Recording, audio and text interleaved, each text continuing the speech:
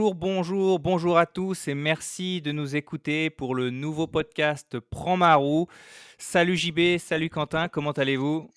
Salut Titouan, bah écoute, ça va pas du plutôt mal. Bah, écoute, moi ça va aussi très bien, je te remercie.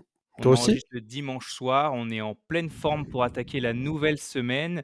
On a pas mal de choses à vous raconter, donc pour vous raconter un peu l'itinéraire que va prendre, ce podcast. On va d'abord commencer par faire un bref point sur une équipe et un coureur. En l'occurrence, ce sera Intermarché et Kobe Gossen qui a fait un festival, sur le Challenge de Majorque. On poursuivra avec un col qui aurait dû être un col du moment, puisque la montagne de Lure aurait pu être, l'arrivée du Tour de Provence 2023, mais en l'occurrence, le Tour de Provence 2023 a été malheureusement annulé et on terminera par un petit récit du passé avec un coureur dont on va cacher le nom, qui a brillé entre janvier et février pendant une bonne partie de sa carrière. Voilà, c'est JB qui nous contera ça et puis on terminera rapidement par un quiz si on a le temps JB et si tu as pas fait trop long. Alors, Pas de merci réaction. JB, j'attendais que tu réagisses, tu vois? Mais bon, aucune réaction, donc on va se dire que c'est normal, c'est pas Non, grave. bon, on va dire c'est normal. Je vous remercie. Alors, on commence évidemment par Intermarché. Intermarché, c'est une ode à l'évolution. Fervent défenseur de la théorie de Darwin, nos amis belges ont franchi définitivement le cap du World Tour en 2022. Pourtant promis au Pro Tour fin 2021, ils ont réalisé une année fantastique. Baroudeurs farouches et efficaces, omniprésents sur les classiques, ils ont même décroché 2 top 10 en Grand Tour. Si quelque chose a changé à l'intersaison 2021, la confiance semble toujours au rendez-vous en 2023. Vainqueur de 3 des 4 challenges de Majorque, la formation de Jean-François Bollard est partie pour enflammer la saison 2023 et diviser la communauté Twitter par ses performances. Il faut le dire que le retour en forme de Costa était inattendu, tout comme le doublé de Kobe Gossen. D'un autre côté, faut-il accorder tant d'importance à ces courses de début de saison qui ne reflètent que trop rarement la réalité d'une saison? Pas convaincu. Mais si nous arrêtions à ça, Tim Wellens serait sans doute l'un des meilleurs coureurs du monde et Kobe Kossen va sans doute plutôt suivre la trajectoire de son compatriote que celle d'un Dylan Tuns, autre surprise de 2022. Car qui est ce jeune Belge, tout droit venu de l'Auto-Soudal en 2021 et qui prend enfin son envol à 26 ans? Avant d'être qualifié de baroudeur, il était perçu chez les jeunes comme un coureur prometteur parmi tant d'autres. Pas assez spécial pour être unique chez les pros, mais sans doute assez intéressant pour réussir une carrière remplie de jolis succès. Mais il est vrai qu'à 26 ans, on le pensait plutôt s'orienter vers une carrière de baroudeur, un profil si adapté à Intermarché. Mais voilà qu'en 3 jours, il décroche 2 victoires et met une claque à tous nos sentiments. La question sur toutes les lèvres est de savoir si Gossen sera la nouvelle surprise de 2023. À cela, nous préférons nous demander quel vainqueur surprise à Majorque a déjà réalisé une grande saison par la suite. Et là, c'est le trou noir. Aucun. Qu'est-ce que vous pensez, les gars, d'Intermarché et de ce début de saison de Kobe Gossen? Bah perso, déjà je remarque que Gosens on fait un peu la surprise de ce début de saison, mais l'an dernier déjà il avait été très bon en début de saison. Sur les 3 courses de Majorque, il fait top 3, top 10 donc on peut dire qu'il connaissait pas mal le terrain, ces courses-là. C'est Faites vrai. Est-ce que vous pensez aussi, est-ce que Quentin, tu penses que les conditions météo ont joué en la faveur d'Intermarché et des Belges, en fait, de manière générale? Et peut-être qu'il peut y avoir, un lien de cause à effet. On sait que certains coureurs sont un petit peu meilleurs quand les conditions de climatiques sont plus difficiles. Après je reconnais que je m'intéressais pas spécialement à Kobe Gossens. Pour moi, c'est plutôt une surprise de le voir là. Je suis peut-être pas, le plus fervent, non plus suiveur de toute l'année, cycliste, mais en tout cas, je suis surpris et oui, comme JB disait, il connaissait déjà et après les conditions météo. Moi, je suis surtout très surpris de sa deuxième victoire au lendemain d'une étape où il fait quand même 60 kilomètres, d'échappée. Il lâche tout le monde, il est blanc comme un linge. Bon, tant mieux pour lui, C'est vrai que c'est une performance incroyable, hein, faut le dire, mais 2 jours quand d'affilée comme ça, même, un Valverde en pleine forme, n'avait pas réussi telle performance. bah, disons que le dernier qui a fait cette performance, bon, c'est Marc Padoun. Après, faut relativiser, on est sur le, début d'année et à Majorque.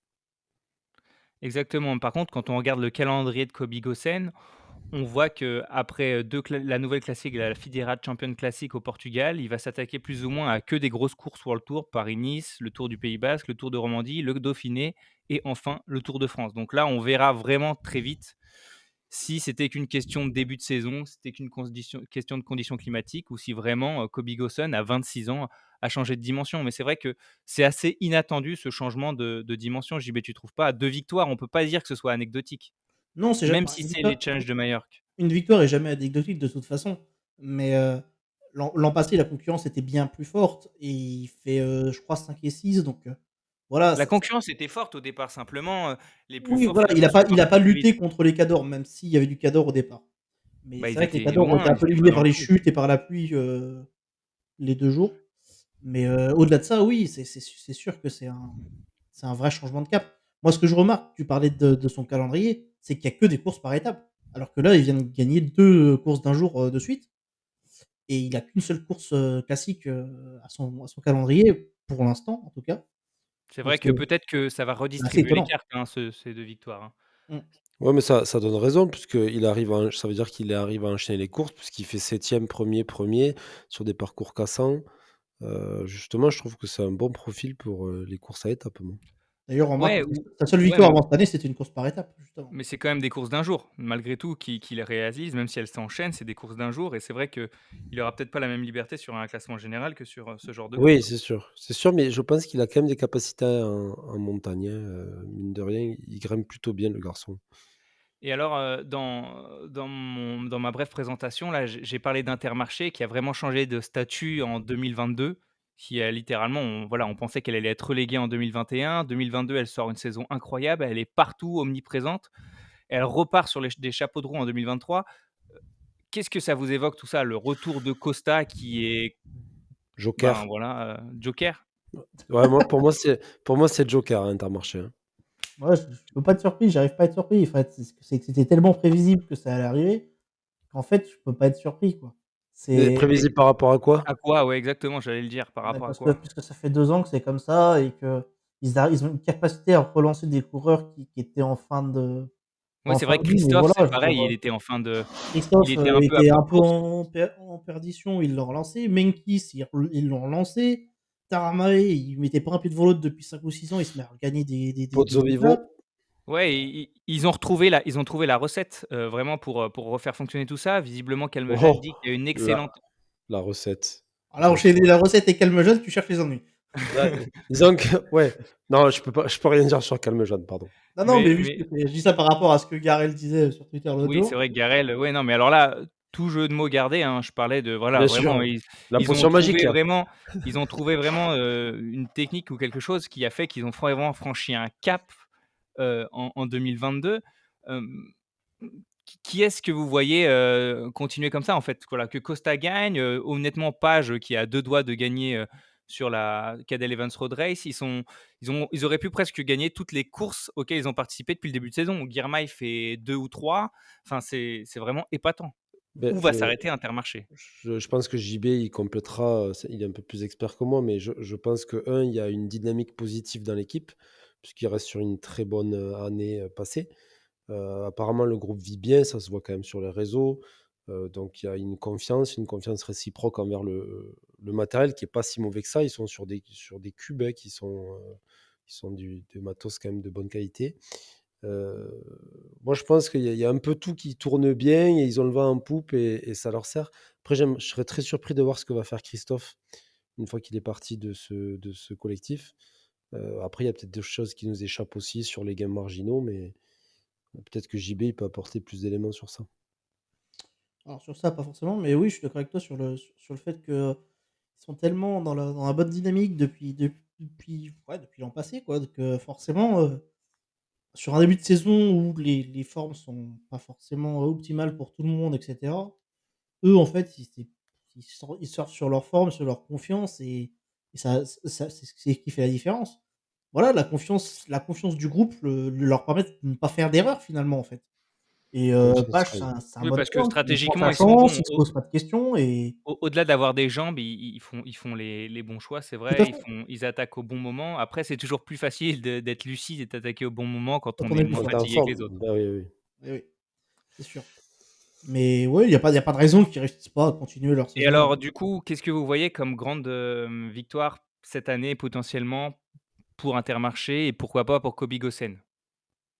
Bah, pour Kobe Gosens, je suis pas sûr qu'on puisse dire qu'ils vont gagner une énorme, parce que encore une fois, je suis pas convaincu qu'il ait le potentiel pour jouer les grandes classiques, par exemple World Tour ou une grosse course par étape, voilà. Et alors Intermarché? En revanche, Intermarché, je serais pas surpris qu'il claque Milan-San Remo. Avec Girmay? Avec Girmay ou avec Bonifacio qui a toujours été bien placé sur l'épreuve. Avec Bonifacio, alors là, Dans le genre coureur qu'il faut relancer, hein, ouais, mais enfin, c'est même pas le relancer, c'est le lancer tout court. on parle quand même d'un mec qui a déjà fait 4e de Milan-San Remo. Ouais, mais 4e une Ouais, fois de seul temps fait en d'armes. temps, ouais, enfin, d'accord, mais enfin Non, de là à mais parler de Non, mais en plus en après, plus en plus pourquoi c'est chez pas? lui, donc il le connaît vraiment, c'est drôle, mais c'est vrai que Girmay sera je un des vois un des plus grands Pache favoris faire une de toutes performance les que classiques de toute Bonifacio. façon jusqu'aux Ardennaises, donc Bah, après, tu peux toujours avoir, des tacos, des machins qui vont gagner une étape de grand tour, donc oui. peut-être c'est plus, Girmay, mais bon, moi je demande à confirmer, Girmay. Enfin sur les Flandriennes, hein, parce qu'on le voit tous comme un Flandrien. Je sais pas. Bah, on verra très vite puisque normalement cette année, il devrait participer à toutes les principales flandriennes. Je ne sais pas s'il fera Paris-Roubaix, mais en tout cas le Tour des Flandres, Ganvé-Leelgem, qu'il a gagné l'an dernier, à travers les Flandres probablement. OK, merci les gars, on a bouclé ce premier itinéraire, on va se diriger vers la deuxième direction. Quentin, ça va être à toi de jouer. Tu vas nous présenter la montagne de Lure, donc qui devait être, le juge de paix du Tour de Provence qui a malheureusement été annulé. Oui, donc la montagne de Lure, qui était déjà, au programme du Tour de Provence en 2022, qui était au programme également, ça devait être on va dire l'arrivée phare sur le parcours de 2023. Malheureusement, on ne reverra pas cette montagne et c'est bien dommage parce qu'elle évolue dans l'ombre de son mythique, grand frère, le Mont Ventoux, donc ça permettait de la mettre en lumière.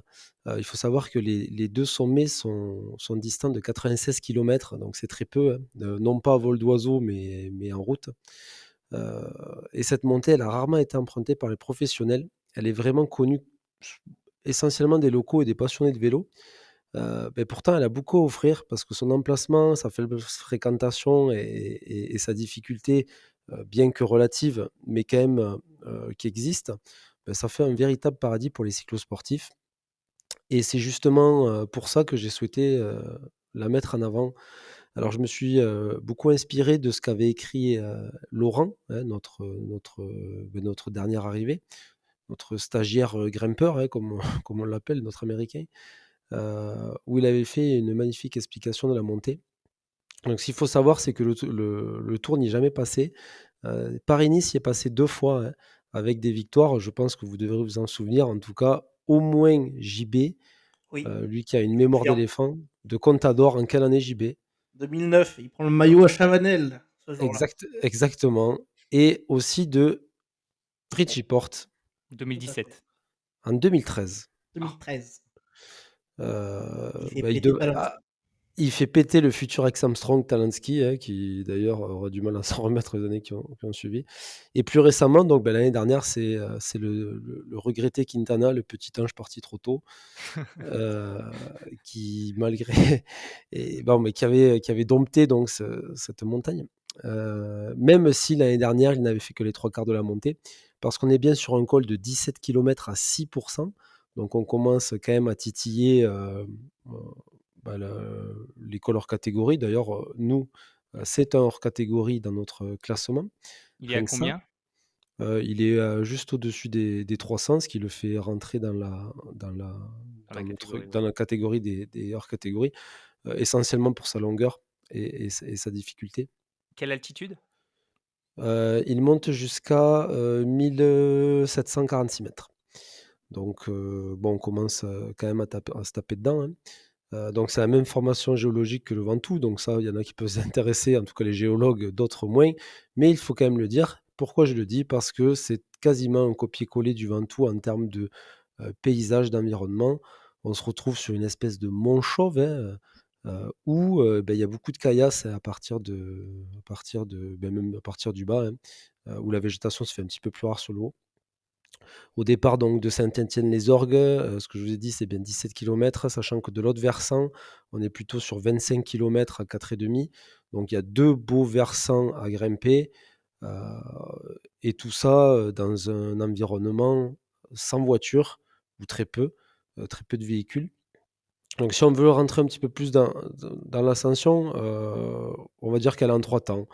Il y a une première partie qui oscille entre les 5 et 6 où on traverse la forêt domaniale de Lure, hein. C'est une belle forêt de cèdres avec les odeurs qui vont avec et même, forcément, les bruits avec les cigales qu'on peut entendre.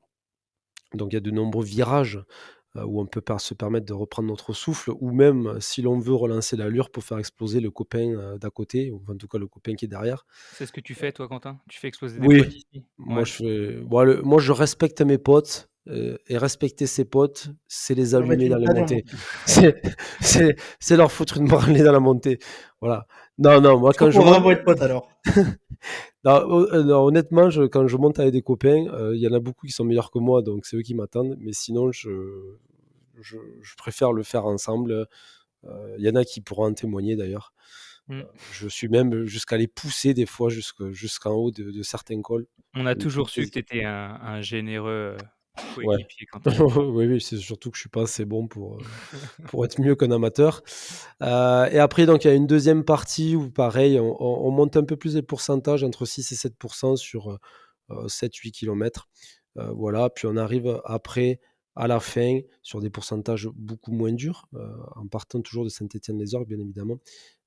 Mais le revêtement est tellement granuleux que ça rend le parcours, plus complexe et le rendement est quand même pas bon. Évidemment, il y a du vent, comme au Ventoux, donc forcément, quand vous prenez des rafales, dans le museau, c'est beaucoup plus difficile de monter.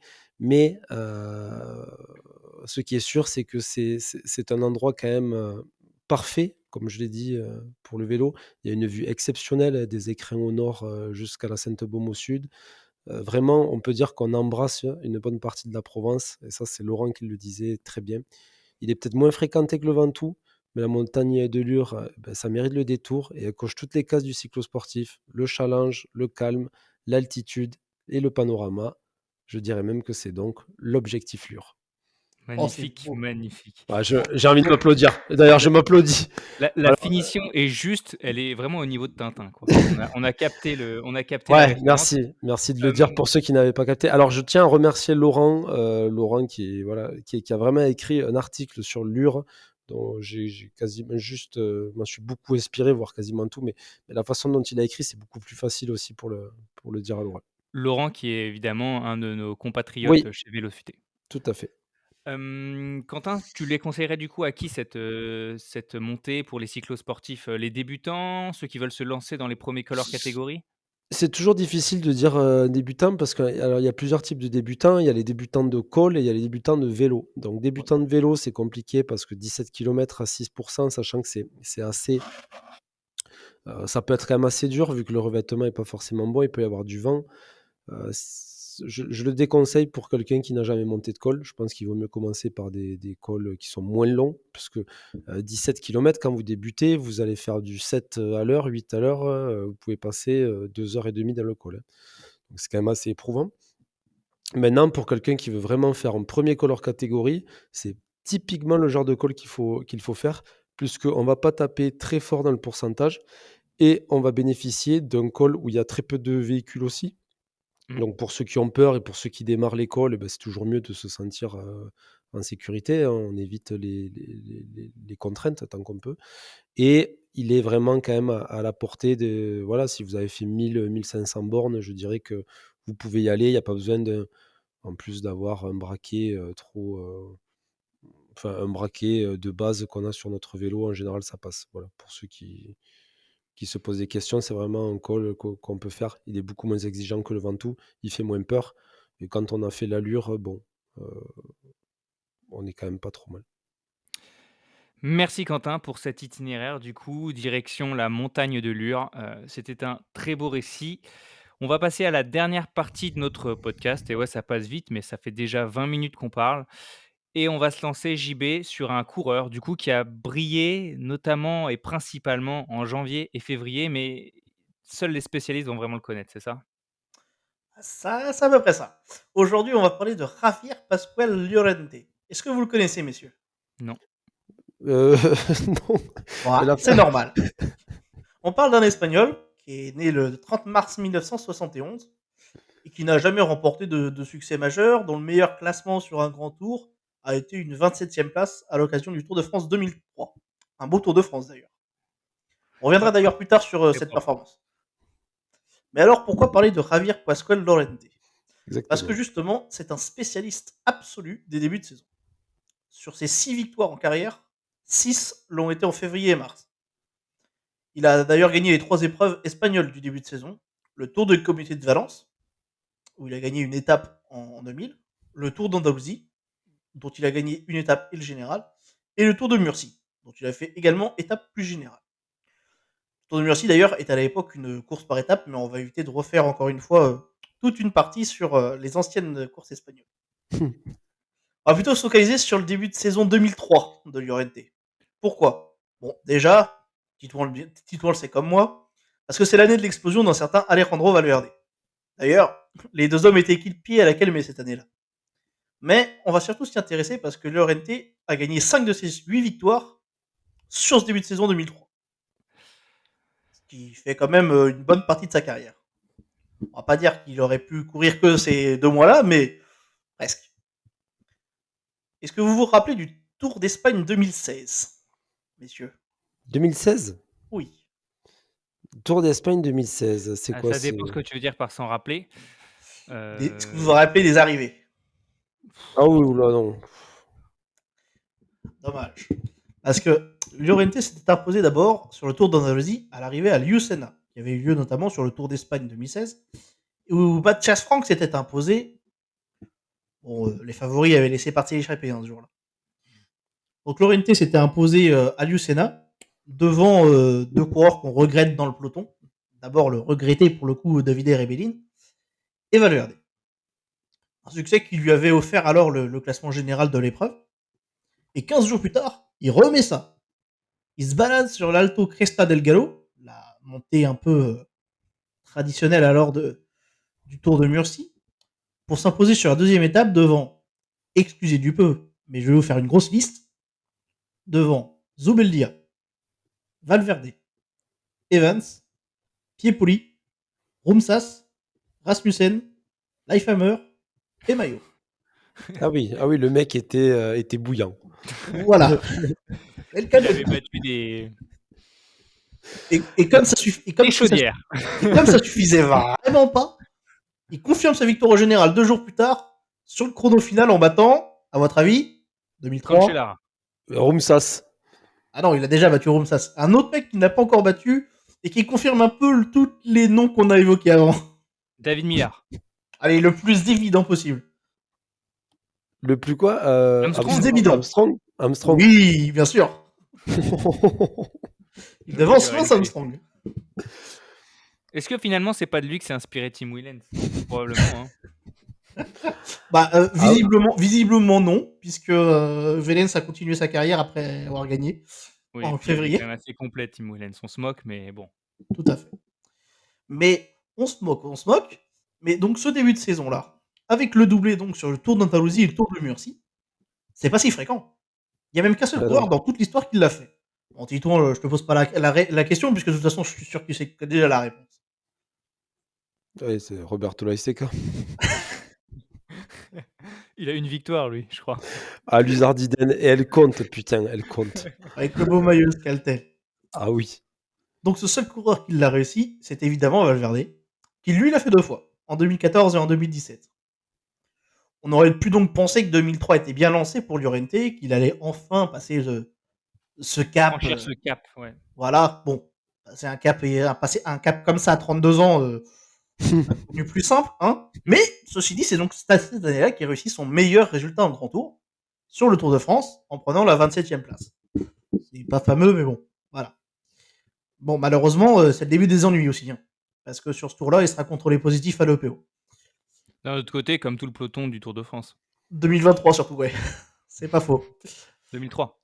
Oui, 2003, oui. Oui, 2023, on va espérer que non, quand même. Oui, Ouais, ouais, ça sera merdant, ouais. Ça serait gênant.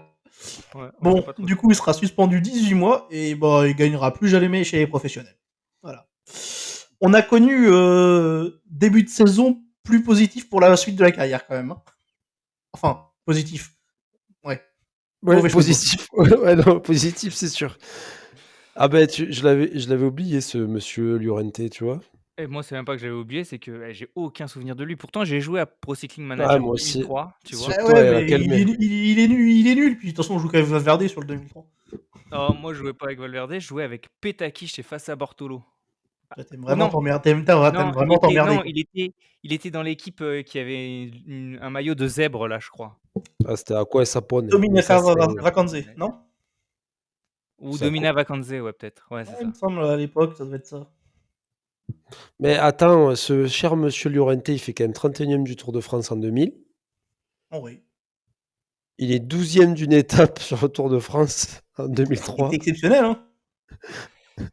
Mais 5 victoires, la même année, donc du coup, en C'est 2003, c'est quand même sur le très début de saison. bizarre. C'est quand même C'est très bizarre. donc du coup, vraiment, on pourrait appeler ça faire une Llorente, ce qu'a fait Kobe Gossen, en ce début de saison en remportant 2 victoires, surtout qu'il a pas terminé, hein. Enfin, Attention à la comparaison. Tu vois, Alors on va attendre le Tour de France pour faire la comparaison quand même alors. non, mais en enlevant le côté positif, enfin, pas le côté positif, le côté dopage, on peut dire, du coup, que les Wellens, les Gossen, tous ceux qui performent au mois de juillet, on pourrait au mois de janvier ou février, on pourrait dire qu'ils font des Llorente, finalement. exactement. Ouais, effectivement. Après, on souhaite qu'il fasse une meilleure saison par la suite quand même. Mais 15e de la flèche, hein, cette année-là, Llorente, hein. Ah, quand ouais, même. quand Ah, même. c'était un puncher, hein, c'était un puncher, le petit Ouais, Llorente, ouais, là. c'est un peu Et puncher. un rouleur aussi en début de saison, visiblement. Ah non, c'est un vrai bon rouleur pour le coup, ça. Il, Ah, il a gagné. oui. L'une de son dernier vrai résultat, c'était d'ailleurs en chrono. Il avait fait une quatrième place sur un chrono du Tour d'Aragon, il me semble. Ouais. Grande course. OK. Bon, bah, Voilà. merci JB pour la Alors, par, découverte. par contre, il est tellement bouillant, ce mec, que alors, dans Pro Cycling Stat, le 25 juillet, donc qui est le jour de la 18e étape Bordeaux-Saint-Mexan-l'École, il va quand même faire un Grand Prix Villafranca de Ordizia, où il finit 11e le même jour, Ouais, apparemment. il est trop Donc, fort. le mec était vraiment dopé qu'il en pouvait plus, je pense. Il pouvait Le plus Tour de France, c'était s'arrêter. trop facile pour lui. Le mec fait un critérium et une étape du Tour le même jour. Le mec, il en pouvait plus, tu sais, il était sous coke, il est parti à fond. Il avait besoin de rouler, désolé. Bon, bah, ouais. Ben, merci, Merci c'était merci très pour cette intéressant. précision, Quentin. Merci JB pour la redécouverte ou la redécouverte, pour ceux qui le connaissaient, de ce Pasquale Llorente, donc Javier Pascual Llorente. Javier Pasquale Llorente, donc qui a brillé sous le maillot de la Kelme, notamment en 2003 et qui est vraiment rattaché au mois de janvier et février. Voilà, Février, messieurs, je mars, crois qu'on surtout. a bouclé le programme des 3 itinéraires. JB, est-ce que tu veux qu'on boucle par un petit quiz? Est-ce que tu nous as préparé quelque chose? Bon, j'ai de quoi en faire un rapide. Ah, mais c'est pas ce que je te demande si tu as préparé. Mais tout à fait. Ah, voilà, OK, parce que j'ai quoi? Faire un petit rapide. Vas-y, lance-nous. Quel sera le Allez, sujet du quiz? j'ai J'ai décidé de faire des coureurs un peu plus récents cette fois. En tout j'ai cas, j'ai quand même, des coureurs d'actualité. quand j'ai écouté notre dernier podcast, en fait, il y avait 2-1 pour Titouan. Je sais plus, on fait de la merde sur une question. Et tu passé devant. Tu redonnes une bonne réponse, donc c'est censé être 3-1 pour toi, et ça Oui. finit à 2-2. Et je donne la dernière réponse, je suis censé perdre, mais je gagne le quiz. Alors C'est qu'en ce que fait, je j'ai perdu. Alors qu'en mais fait, c'est j'ai ce que je perdu. te disais. C'est ce que je te disais, Oui, mais oui, bon, non, mais oui. C'était voilà. abusé. Et après tu vois, mais on me traite toujours de tricheur, mais au final, pas Mais tant que au ça, final, pas tant que ça, ouais. hein, j'ai Après, été c'est Tito qui a monté le podcast, hein, on sait jamais. Ouais. alors, ouais, bref, passons. C'est parti JB, lance. Alors, premier coureur. Je suis un coureur français. Évidemment, jouez avec nous, hein, qui nous écoutez, essayez de trouver ces coureurs-là. Un coureur français, ça J'ai va donc être dit, j'ai donc dit que je difficile. faisais des coureurs d'actualité. Voilà. Ah, Donc, je suis un À la coureur Philippe. français. Non. J'ai couru pour 3 des équipes françaises. Majeures, bien sûr. Il y en a 4, tu peux nous citer les 3? Ah bah non, sinon, c'est trop facile, justement. OK, OK, vas-y, enchaîne. Je n'ai gagné que sur une seule épreuve de toute ma carrière. Longue de 13 ans. Enchaîne, enchaîne, parce que c'est pas comme si on allait trouver à ce que tu nous donnes, là, hein. oh, là, je Tu peux suis pas t'arrêter perdu. comme ça, Là, je JB, suis, là, pe- à je suis cheval. perdu complet. Je suis J'ai perdu. déjà 2 victoires en 2023. Je suis plutôt un sprinter. Tasson. De qui? Jason Tasson. Non. Tesson. Non. Ah, Geoffrey Soupe. Oui, bien joué. Geoffrey Soupe, putain, en plus on est naze, putain, pourquoi Passé j'ai par la fait FDJ, Cofidis Oh là là. et J'ai la l'impression que Total Direct Energy. Donc là, il y a un 0 pour moi si ensuite tu calcules, Quentin. non. Ne fais pas T'as ta bien soupe à la chambré. Ne fais pas ta soupe à la grimace. Bon, vas-y JB, mais enchaîne plus vite parce que sinon on y est encore Ça demain. marche. Deuxième coureur. J'ai toujours couru pour la loto, même chez les espoirs. J'ai fait deuxième de Liège-Bastogne-Liège espoir l'an passé. Van Edveld. Voilà, trop facile. Ah bah ouais, attends, c'est trop Trop simple. facile, attends, non mais là tu nous prends pour des crétinus ou quoi là? Ah, écoutez, j'ai eu du mal à vous faire deviner Geoffrey Soupe. Hein. Fallait que je Mais en retenais un même peu temps, plus. c'est parce qu'on n'avait pas capté, mais là tu nous cites les mecs qui sont en forme en début de saison, forcément qu'on va les trouver. Bah Ah c'est bon. le but.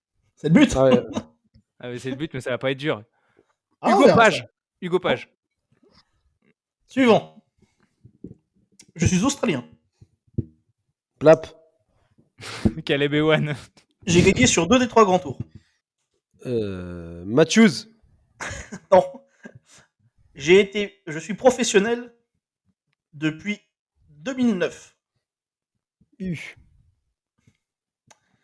J'ai fait deuxième de l'Amstel Gold Race 2019. Clark. Simon Clark. Bien joué. Ouf, je l'aurais pas trouvé. Et il est en forme, hein. Il est en forme, l'ami. Ouais, comme Bien d'hab. vu. Suivant. J'ai 23 ans. J'ai gagné une étape du Giro. Je cours dans la même équipe qu'Alaphilippe. J'ai 3 victoires chez les professionnels, dont un classement général. Vernon. Non mais non. Il a pas gagné sur le Giro, Vernon, il l'a même pas fait. Ah bon? Je suis plutôt un puncher, mais j'ai une belle pointe de vitesse. Ah mais je l'ai, putain, je l'ai. Masnada? Non. Schmitt? Ouais. Oui. Bien joué, Quentin. Putain, je l'avais. Oh, il est chaud. Putain, Schmitt. 2-2. Bon, allez, faut départager tout ça. Exactement. Allez, je suis français. Oh putain. J'ai gagné 2 classements généraux, du coup, dans ma carrière. Benjamin Thomas. Non. J'ai couru pour... Oh merde, il fait des retours. Pour 4 équipes françaises. Oh putain, le mec. Le pirate. 3, pardon, désolé. Erreur de nom. Il y a 3 pour 3 équipes françaises. Boigny. Non. 2 classements généraux quand même. Ouais, il a gagné, je crois, les 4 jours de Dunkerque ou je sais pas quoi, non? Je n'ai jamais gagné un grand tour. Ah. D'un autre côté, Bois-Mini non plus. J'ai fait un très bon début de saison l'an dernier et je recommence cette année. Je viens de gagner un World Tour pour la première fois.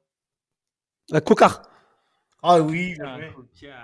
Ah mais non, c'est Cocard qui a gagné 4 jours de Dunkerque. Tout à fait. Exactement. T'étais parti sur la bonne épreuve, mais... Ouais, c'est ça. Et Bon, les je t'ai boucles de la laissé Mayenne. Putain, Je t'ai yes. laissé gagner. Putain, si un jour je pensais gagner un quiz avec Cocard, eh ben putain, je m'en serais coupé une. Hein. Comme quoi, Cocard gagne, c'est la preuve. Oui, et il a quand même pas mal de victoires. Hein. Oui, c'est vrai. Bon bah merci JB. La prochaine fois que tu nous fais un quiz, fais-le moins haché. Là, on a l'impression que tu étais en train de faire la cuisine. Non du tout, je vous laissais juste le temps de réfléchir à chaque fois. Parce que Non, mais vous oui. pouvez- Non, c'est bien comme ça, c'est bien. Moi, je suis lent. T'as un Voilà. cerveau lent. Je suis comme Quentin dans l'école, j'attends mes compagnons. Ouais, ben, Quand tu les exactement. montes. Ouais, Bon, en tout cas, merci les gars. Merci pour ce quiz JB. Merci, J'espère JB. que... Merci, j'espère que ce podcast, ce numéro 2, ce deuxième podcast vous a plu. Merci les amis, on se dit à bientôt et n'oubliez pas de prendre nos trous. Salut. Salut, Salut à tous. salut.